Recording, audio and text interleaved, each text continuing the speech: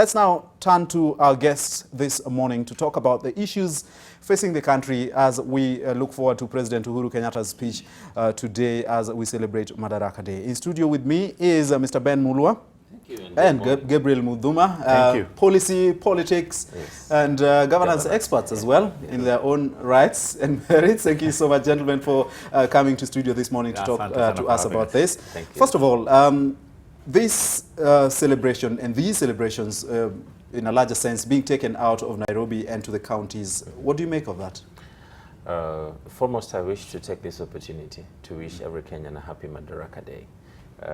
It's 56 years down the line, and one of the key things that we must be able to really appreciate is the advent of devolution. It's been 6 years, and it's been interesting because previously, up to 2013, it was almost unimaginable that these functions could be held outside Nairobi. In fact, it was gazetted that these national functions could only be held in Nairobi at the seat of government. So devolution has come with benefits. And as your colleague actually was indicating to you, that the fact that they could not find accommodation is an indication of that there is a lot of traffic going to Narok. And this also is an important economic boost to the local community. But on the flip side, perhaps they should have considered when you go to a place like Narok, because that's the home of the Masai Mara, perhaps they should have carried tents instead of complaining about accommodation. Yes, you know about the floods there, so that was a fear. No, you just find higher ground, because not everybody actually is affected by the floods. But one thing we really must be able to appreciate is this actually translates to a massive impact on the economy of the local town. We've seen this previously in Machakos, we've seen this previously in Meru, we've seen it in Nyeri and many other places. So this actually begins also to open up. There are, until maybe 2013, there are people who didn't know actually what Narok has to offer. But now it opens up a place, and it opens up opportunities for Kenyans who don't necessarily come from that area. Yes. And true, I'll to a very big and a large extent, I actually agree with Ben when he talks about the niceties that come with devolution. This is one of, this is one key, actually very key among them. And not only to look at the economic facet, there's also, something like culture. Many people probably who are coming to Narok for the first time, yes, this is probably the home where, the Maasais are domiciled. So there's quite a lot as, these celebrations move from county to county. I think, it's the awareness of the county government now to start showcasing the cultures that are, that are domiciled in their respective counties. And I think, it's not only, the national celebrations are good. They're bringing that umbrella of, this is what happens. Even though it's one-day event, I mean, it's up to the county government now to start using that, as a limelight. I mean, today the entire focus for a very long time will be in Narok.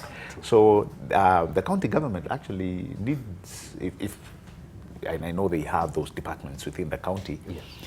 You showcase your county as much as possible. Let people know what goes on there, not only the economic side of things, show them the culture. Let somebody who's watching today, who has never been to Narok, know key features of what they would go and expect, not only the Masai Mara alone. Let them see how the culture of the Maa people, and those who will be able to go there. And if you're expecting a very high traffic in Narok, actually that sells a county by itself. I mean, all TVs today, everybody today is geared to Narok until evening. So I think this is something that we should take, not only the economic facet, like Ben said, but also to showcase other things that that are featured in the respective counties. Yes, just 1 week ago we were in Narok for our county edition interview on the road. The latest episode of that, at least, and we did see the issues that you're talking about, the culture, the economic boost that this has brought to the county, the development issues around that. Narok has received a major facelift. Roads and all other facilities have been made, of course, in preparation to this. A new state lodge was built. That was opened yesterday by the CS for Interior, Fred Matiang'i, as well as the new office for the county commissioner over there, Natembeya himself. But as we celebrate 56 years since attaining independence, I don't know what you think, in a broader sense, before we get into the specific issues. Is there enough to celebrate, really? In fact, now that still remains the biggest question to the majority of Kenyans.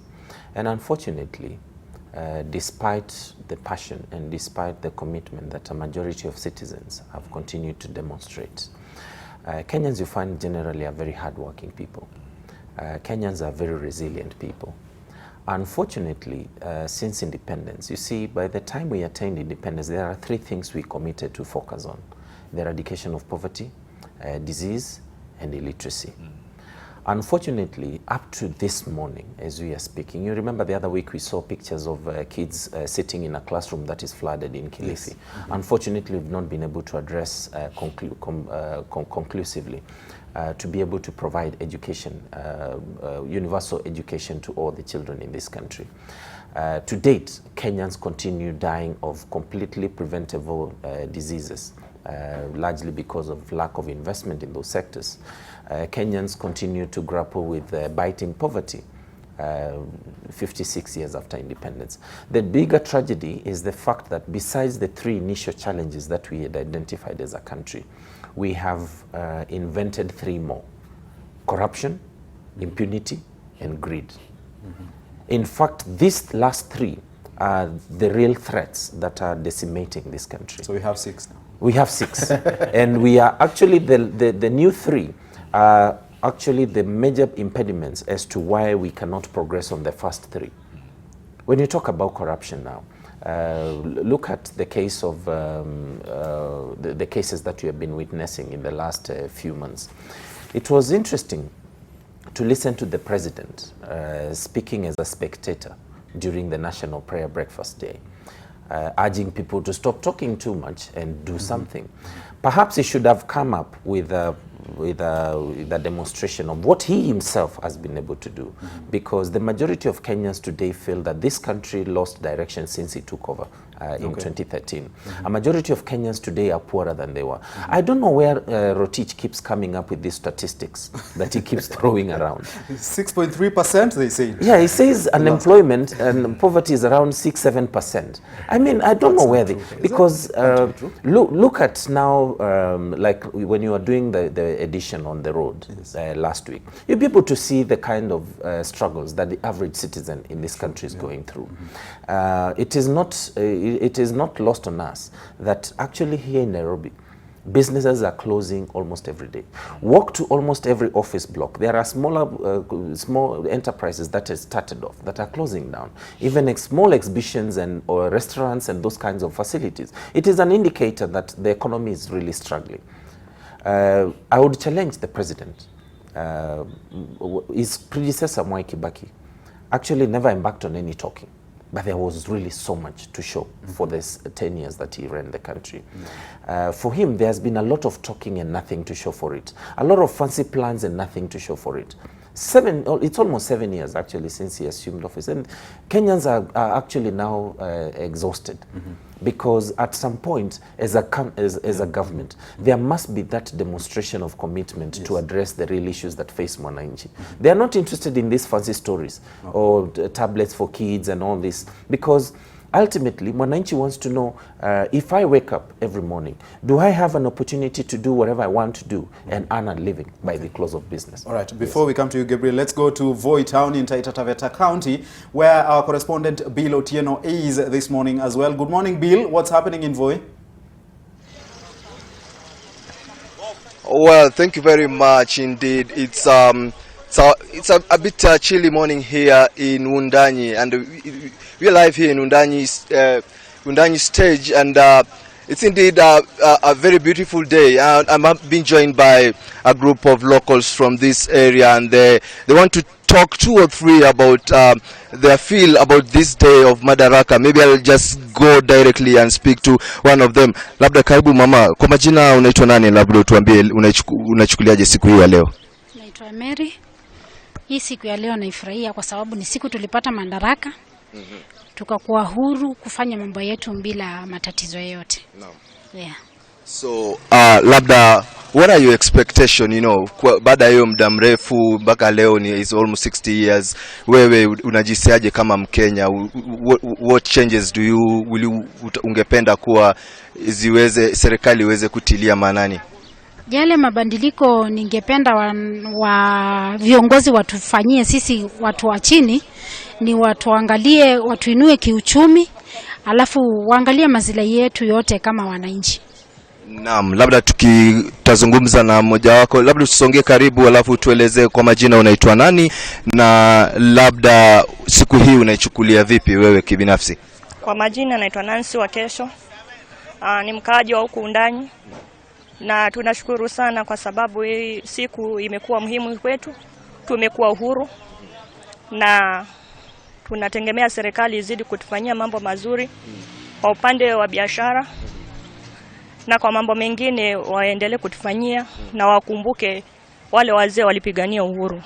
Naam, shukran kabisa. Labda tukisongea kwako, madam, good morning and welcome to NTV. Maybe this is Madaraka Day. How do you take it personal? It is quite good. It's okay. And the day is also fine. So to me, I think what I can say to our nation or to our leaders, the economy of this country have gone down. There is a lot of corruption. So we tell them to look upon their corruption. Yeah. Okay. Thank you very much. Mzee, labda kwa majina unaitwa nani? Siku hii, how important is this day to you?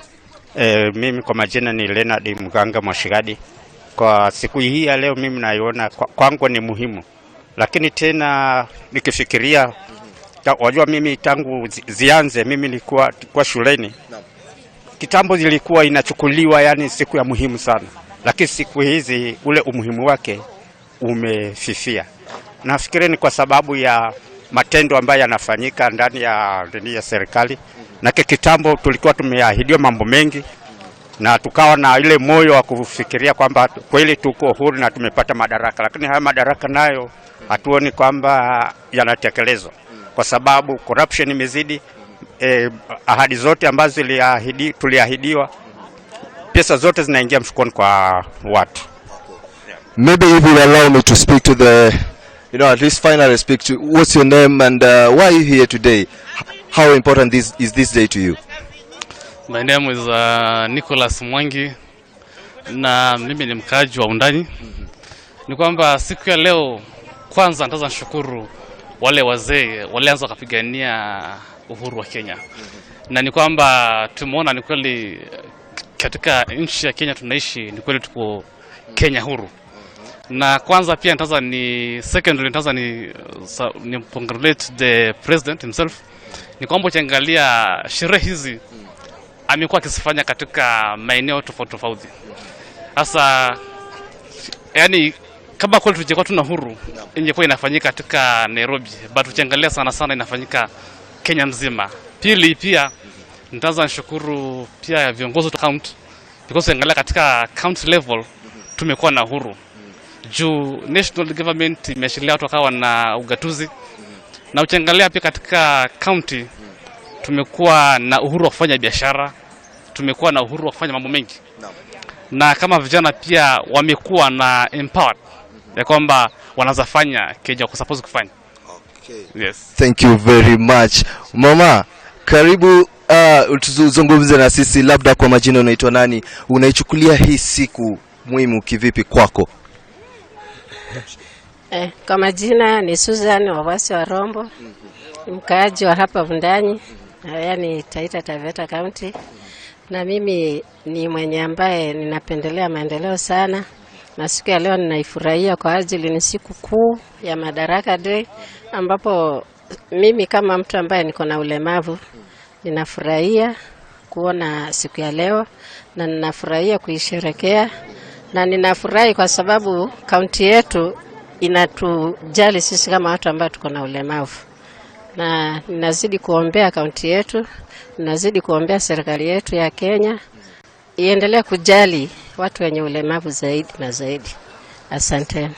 Yes, thank you very much. As you've heard from them, those are just but some of the, you know, people who are present here just to make sure this day is successful, and also they celebrate it to their fullest. And this event in Taita Taveta, the Madaraka event in Taita Taveta, is being held here in Wundanyi, and we're expecting the Governor Granton Samboja and the County Commissioner Rhoda Onyancha to be present also in the event. I'll be giving you more details as we go on with the event. Back to you, the studio. Thank you so much, William O'Bill, if you may, from Wundanyi in Taita Taveta County, talking to the residents there about their expectations and aspirations as we mark 56 years since independence. I'm still in studio with Ben Mulwa and Gabriel Mudhuma, analysts. Yeah. In a broader sense, let's say that.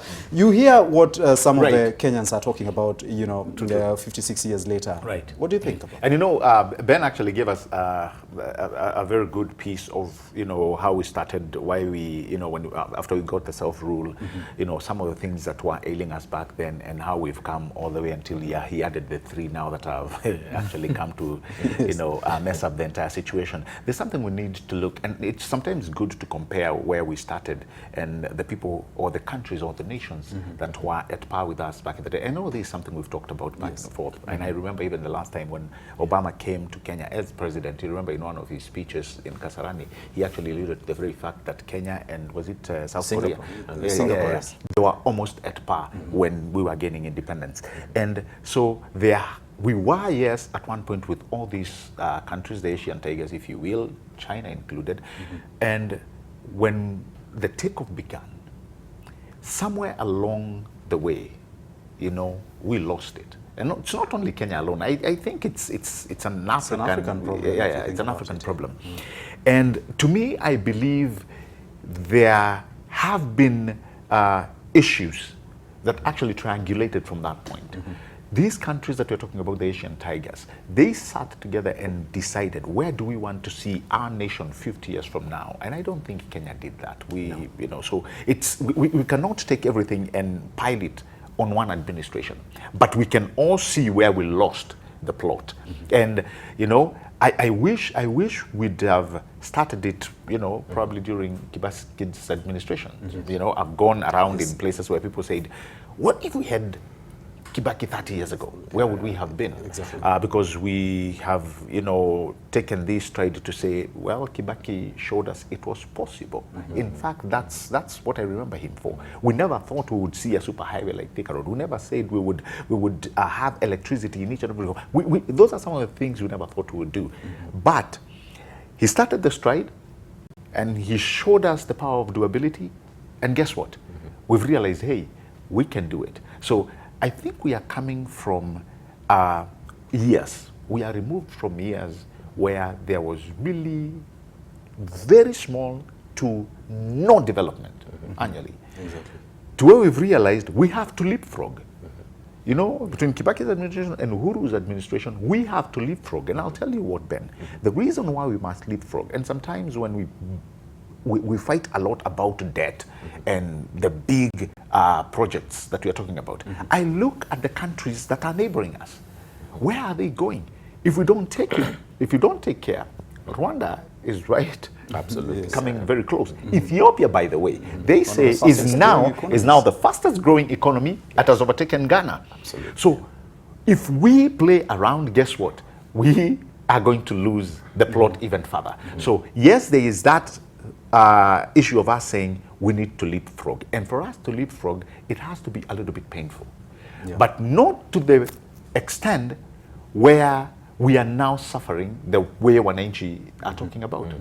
There is deep mass and massive corruption. That is true.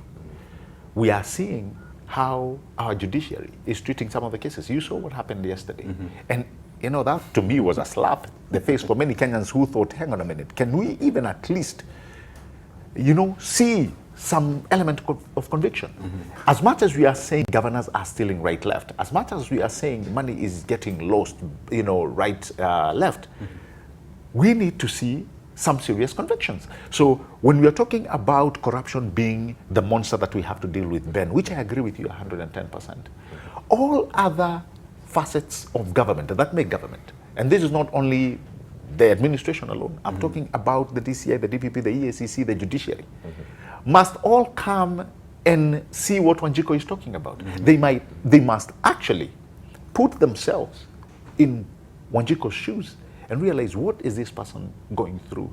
Yes, we can deal with corruption. And I've told you time and time again, I do not think corruption in Kenya, thrives because we don't have laws or strong penal codes. It just thrives because people get away with it. Even if I would get away, of course.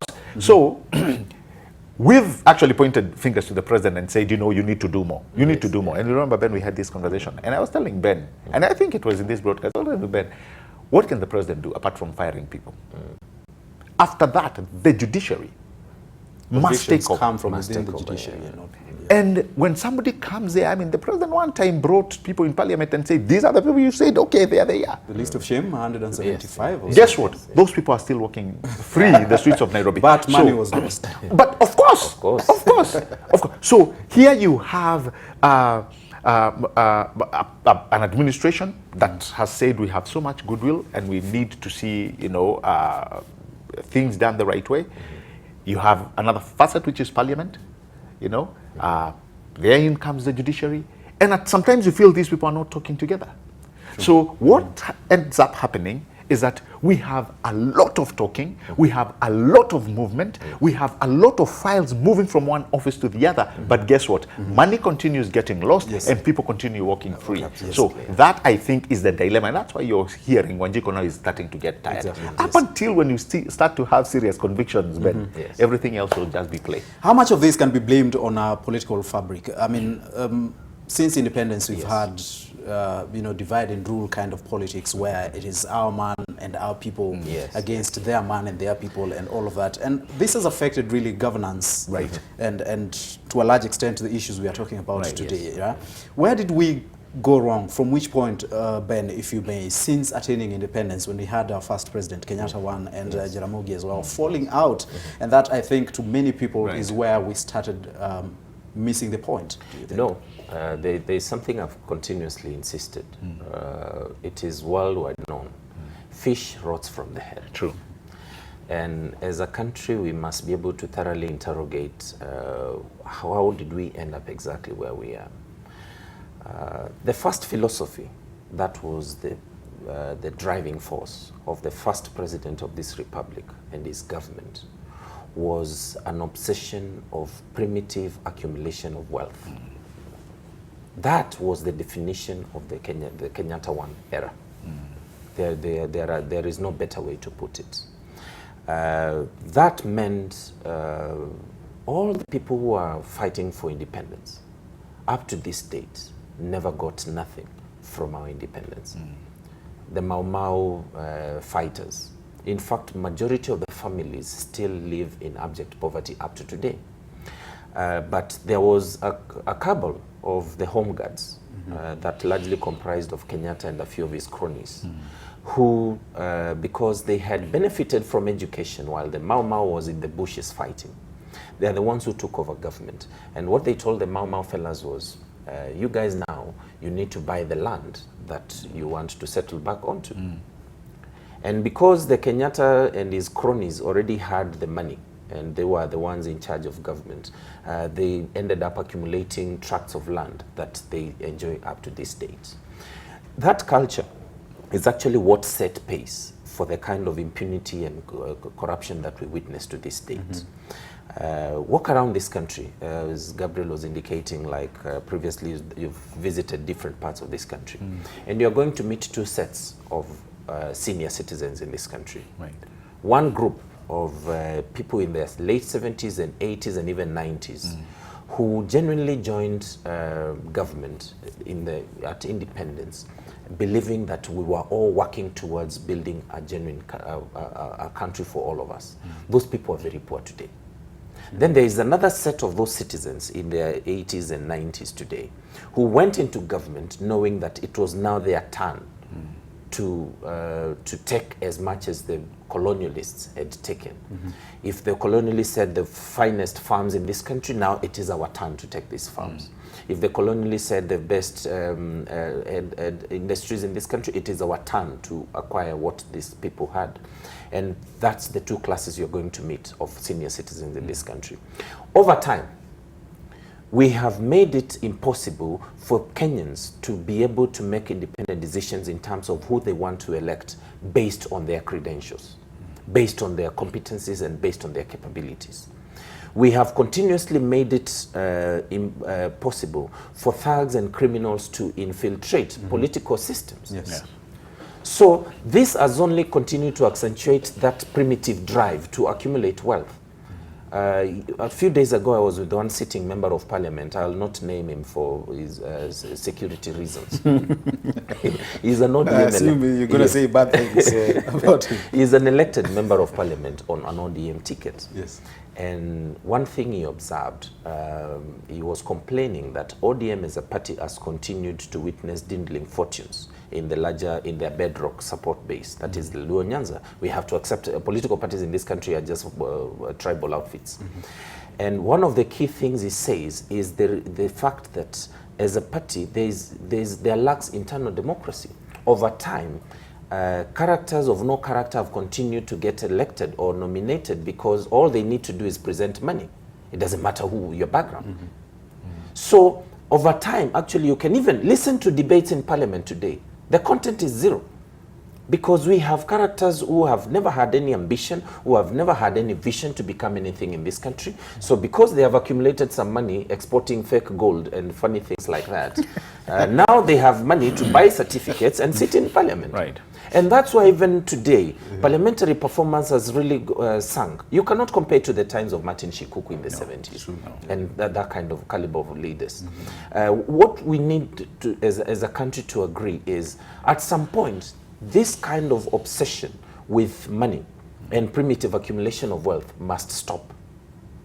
Because now, for me, if Ben Muller wants to become the member of parliament, say for Starehe constituency, where we are seated today, the first question hata ukiongelesha vijana hapa, they'll be like, sasa mwesh, sasa yetu ni ngapi? Sasa tumekusikiza uko na story poa. But now, what is our listening allowance? So that we can know you have some content. No, I've been asked. What is our aspirant? He was running for president, by the way. And I think we should. So what is our listening allowance? There's a listening allowance. Yeah. Hii story yote umetuambia ni poa, lakini sasa mweshi. You see, so what we have, and listen to most of the parliamentarians, and that's why I'm, you know, we keep talking about the excesses that the executive continues to show, but parliament remains the only safety, the only salvation for any country, because that's where the real people's representative sits. That's where, when prices of unga are going up, we expect sober debates and people to defend their electorate. Yes. That's where, when the prices of, when credit is inaccessible to business communities, ordinarily world over, people would run to parliamentarians to check, because executives anywhere in the world have always this inherent capability to run rogue. We have seen that with Rotich. And with his inability to tame debt, because I mean he can always get debt, and he's been what able a wonderful letter he wrote to the World Bank. Yeah, can you imagine? and by the way, now actually that builds up on the same issue. It's pathetic that we have that kind of characters in government, and they continue to manage critical dockets like the Treasury, because you remember it was actually this day last year when the president dictated or directed that all the heads of procurement and all heads of finance vacate office until they are vetted. Up to today, show me somewhere, even a one-page report that was done out of the vetting. Nothing. So some of them were reinstated. No, they are back in office. And I think up to half of them have not returned to office, and they were never told what happened. And they have never been told anything. Yes. Just maybe some of them were politically unfriendly.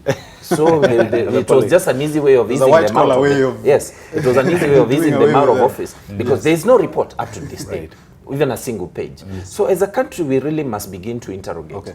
There's a challenge I would want to pose to the average Kenyan. You have to decide. I have an opportunity either to go export fake gold to the sheikhs in Dubai and even grab land in Nairobi, make my money, then come back to you, spend a few pennies on you, and then you elect me into office so that I can continue stealing. Or you get individuals who are genuinely committed to begin to do the right thing in this country. And that cannot be reversed by the same individuals. You know, there's something I was talking to, and I think, Ben, we've had this conversation again, and I was saying, every time we talk about the leaders and where they've taken this country, you know, sometimes we forget that we do not outsource leaders. Yes. They come from within our ranks. As a matter of fact, we vote most of them in. So if we are to talk and give examples to what Ben is giving, like, you know, the fish starts rotting from the head, which is very true, we must then again look as the head being us. Yes. We are the people. So what kind of character do we possess that allows us to put certain people in offices? Yes. You know, a very good writer once said that democracy will only thrive when the mass are informed.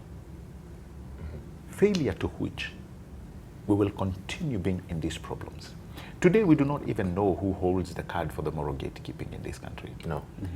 It is because we've thought church lost it. because we've thought we've thought the top leadership should be. No. You know, we've said, oh, the president. No.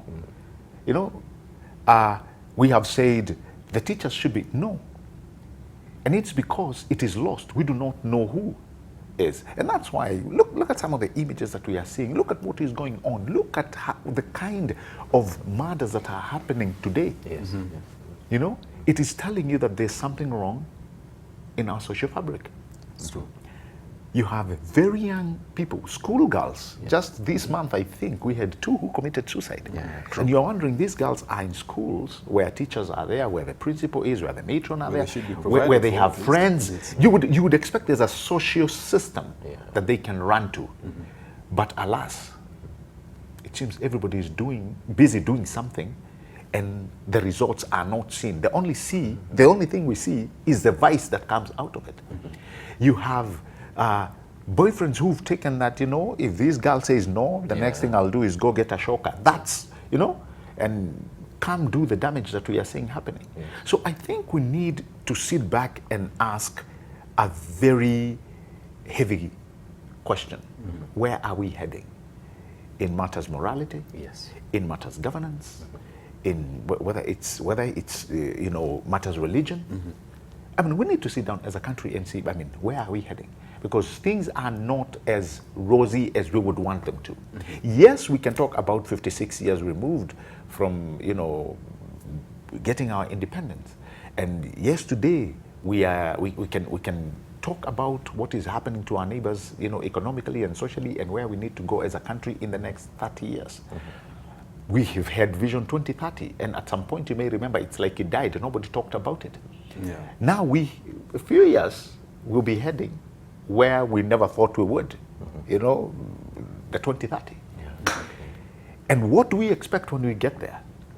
You know, I would have thought, like what many countries did, China gives us a very good example. And that's why I said, not only from the debt, or not only from the money that we get from China, I think it is sometimes very good for us to benchmark with a country like China to see, how did you guys, what kind of principle do you use to develop a country like this? Not only the money that you give us is important, but we would like to know the structures that you've set up for governance in matters production and in matters development. And if you see, these people have a 60-something year development agenda. Absolutely. They make it their national agenda. And guess what? You know very well in the next 65 years, half of that population will not be alive. But why are they doing that? It is because they care for the next generation. Ours, we move from one political period to the other. And so this is why I think I was saying, Ben, we need to have a very serious national agenda.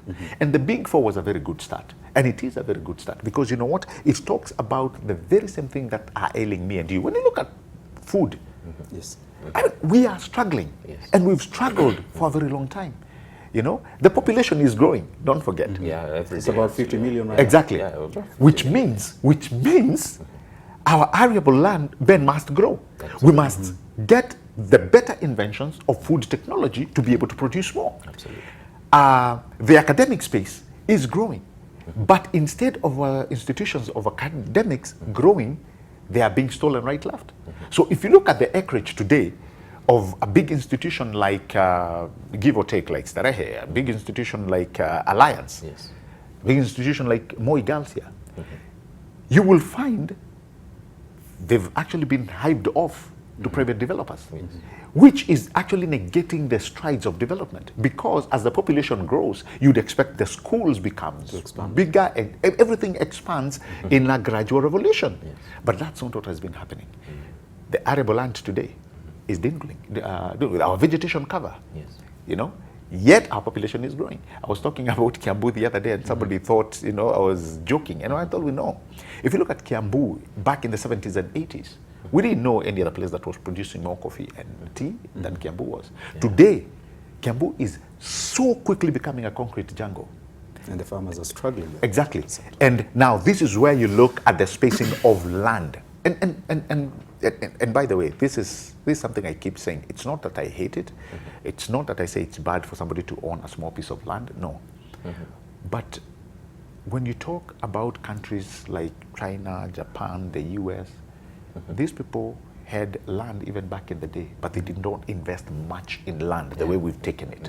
We buy land like crazy and we leave it there for years, thinking that's where our wealth is. Yet there is somebody who got probably a very smaller piece, like 1 acre, build up a massive factory. And guess what they are doing today? They are importing and exporting value from a one piece of land. You have 100,000 that are sitting idle. So even if you look at the way people have thought, the companies that were doing well back then, 10 years ago, have actually been changed. Today is about technology and financial services. So it just tells you in the next 10 years, what we think may be the big thing, you may just be left with your 100 acres, which will become useless. And nothing is growing out of there, no factories that are coming out of there. And then you think, if that's the way you're going to keep wealth, in the next 10 years, the world will be very different. All right, gentlemen, sit tight. A lot to talk about this afternoon as we look forward to President Uhuru Kenyatta's speech from the Narok Stadium. We want to take a short break, but before we do that, Amy Koskei on stage performing one of the entertainment pieces as we look forward to the start of the Madaraka Day celebrations live from Narok Stadium. Let's listen in.